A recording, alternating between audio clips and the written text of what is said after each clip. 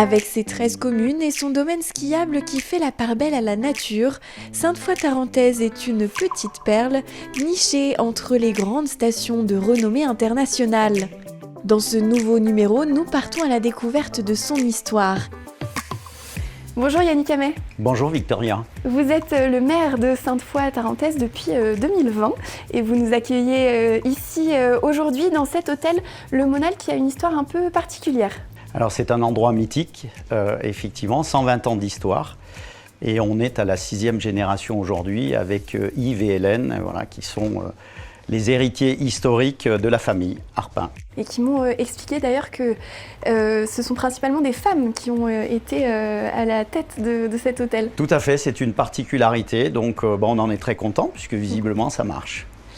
Et puis on est vraiment au cœur donc là du village du chef-lieu. Alors il y a plusieurs villages, expliquez-nous un petit peu les spécificités de cette commune. Alors on a une quinzaine de villages et hameaux sur l'intégralité de la commune. On a à peu près 12 000 hectares et c'est vrai que la commune est très étendue. Donc on va depuis l'Italie, on est voisin avec le Val Grisanche. Et puis on a Montvalzan-la-Rosière d'un côté et Tignes de l'autre côté, Villaroger en face. Et puis bien sûr, vous avez une station de ski qui a été fondée dans les années 90. Est-ce que vous pouvez nous raconter un petit peu aussi la naissance de cette station de ski ? Alors c'est vraiment la volonté des élus locaux. Effectivement, les jeunes avaient tendance à partir travailler sur Val d'Isère, sur Tignes ou aux Arcs. Et sous l'impulsion de Daniel Pasquale, le maire de l'époque, et puis pas mal de conseillers municipaux, ils ont souhaité avoir leur station de ski, qui aujourd'hui, je pense, est une vraie réussite et a trouvé un vrai positionnement dans la vallée. Comment elle a su exister, cette petite perle finalement qui est un peu entourée des géantes qu'on connaît, que vous avez citées ? Alors déjà, on n'a peut-être pas fait les mêmes erreurs qu'ailleurs, c'est-à-dire qu'au niveau de la construction, au niveau de l'architecture, voilà, c'était pensé et réfléchi au goût d'aujourd'hui, avec principalement de la pierre, de la lauze, du bois.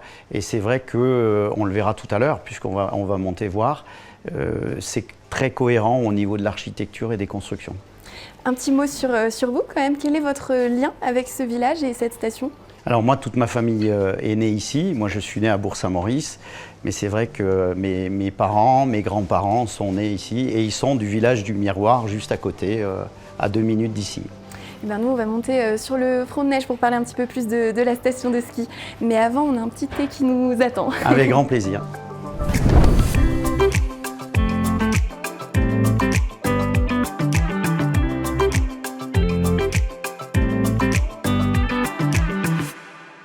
Alors ça y est, on est monté un petit peu plus haut. À quelle altitude on se trouve ici ? Environ 1600 mètres. On est sur le front de neige, le départ des pistes ? C'est ça, on a deux départs et effectivement on est au centre de la station, au départ des pistes.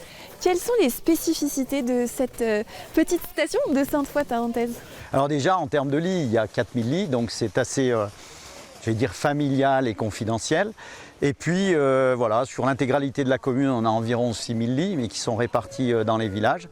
Et puis comme vous le voyez, autour, voilà, les constructions très cohérentes.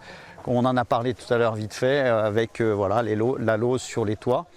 Constructions traditionnelles et voilà, qui sont un peu héritage des Italiens et qu'on retrouve aussi dans nos petits villages. Alors on va en reparler, mais tant qu'on est sur la neige, bon, on n'a pas beaucoup de chance avec la météo aujourd'hui, mais c'est déjà quand même très joli. C'est un domaine qui est très nature, le domaine de Sainte-Foy. C'est vrai. Alors au niveau de la pluie, il en faut un peu quand même, parce qu'en ce moment, c'est vrai qu'on est en déficit et demain, il devrait neiger. Et c'est vrai que c'est un domaine vraiment en nature, c'est ce qui intéresse les gens et c'est ce qui plaît vraiment beaucoup lorsque les gens viennent ici. Donc c'est un domaine de ski alpin bien sûr, mais la station est aussi connue quand même pour son domaine ski de randonnée, très accessible pour le ski de randonnée. Alors ski de randonnée et aussi ski hors piste, puisque effectivement on a créé des itinéraires de randonnée l'année dernière et puis c'est vrai que les gens ou les guides viennent souvent ici pour le domaine hors piste qui est assez fabuleux et la neige est très bonne. Est-ce que c'est ce qui fait la force de Sainte-Foy, justement, ces grands espaces nature, alors qu'on le sait, les gens, tout le monde, nous tous, on est en quête de plus en plus de ces espaces nature. C'est vrai, c'est vraiment l'attrait de Sainte-Foy. Et puis je vous dis, l'année dernière en plus avec le confinement, le Covid, les gens ont vraiment découvert Sainte-Foy d'une autre façon. Voilà, ce n'était pas que du ski alpin, mais il y avait aussi tout ce qui était nature, raquettes, ski de randonnée. Et on a vraiment mis l'accent là-dessus. On le voit derrière nous un petit peu plus loin, ces chalets typiques de Sainte-Foy. Il y a une architecture, un soin qui est vraiment porté à cette architecture. Oui, tout à fait. Alors c'est vrai que les contraintes qu'on s'est fixées à l'époque sont assez fortes, mais ça permet d'avoir une homogénéité dans les constructions et surtout on n'a pas des bâtiments énormes, très grands. Donc voilà, c'est ce qui fait un peu le charme aussi de Sainte-Foy. Vous cherchez toujours puisque la station, j'imagine, continue de grandir, enfin le village continue de grandir, les nouvelles constructions sont toujours dans cet esprit-là? Elles sont toujours dans cet esprit-là et puis vous êtes pas au-delà de 5000 m², donc ça fait des ensembles qui sont très cohérents. Et c'est la raison pour laquelle aussi beaucoup de gens partent d'autres stations où il y a des constructions qui sont beaucoup plus grosses pour venir nous rejoindre. Combien d'habitants au total à Sainte-Foy? Alors à Sainte-Foy, on est 800 habitants à l'année. Et puis après, voilà, ça peut monter jusqu'à 6000 personnes en haute saison et notamment en février lors des vacances. On se disait aussi en montant que souvent on passe à Sainte-Foy, on ne vient pas forcément jusqu'ici. Comment vous arrivez à attirer les visiteurs jusqu'à ce petit village? Alors c'est vrai que c'est une de nos préoccupations. C'est la raison pour laquelle l'année dernière nous avons recréé l'Office du tourisme que nous avions perdu. Voilà, qui était parti à l'intercommunalité. Et c'est vrai qu'on a une grosse action aujourd'hui voilà, de commercialisation, de promotion et surtout sur les réseaux sociaux voilà, pour remettre Sainte-Foy voilà, au cœur des stations de la Haute-Tarentaise. Est-ce que ça fonctionne puisque là on est plutôt vers la fin de la saison? Comment ça s'est passé pour vous cet hiver? Alors le début de saison, on ne va pas se cacher, avec Sainte-Foy était très marqué anglais, c'est-à-dire qu'on avait énormément de clientèle anglaise. Et donc jusqu'au 15 janvier, date à laquelle ils ont pu revenir, effectivement on était un petit peu en retrait et là on a comblé voilà, la différence qu'on avait avec l'année 2019-2020 qui était quand même une année de référence avec une augmentation de fréquentation importante. Donc le reste de la saison s'est plutôt bien passé? On est confiant pour le reste de la saison. On parle d'hiver, mais on parle aussi d'été à Sainte-Foy-Tarentaise. On va aller un petit peu plus loin pour évoquer cette saison d'été. Avec plaisir.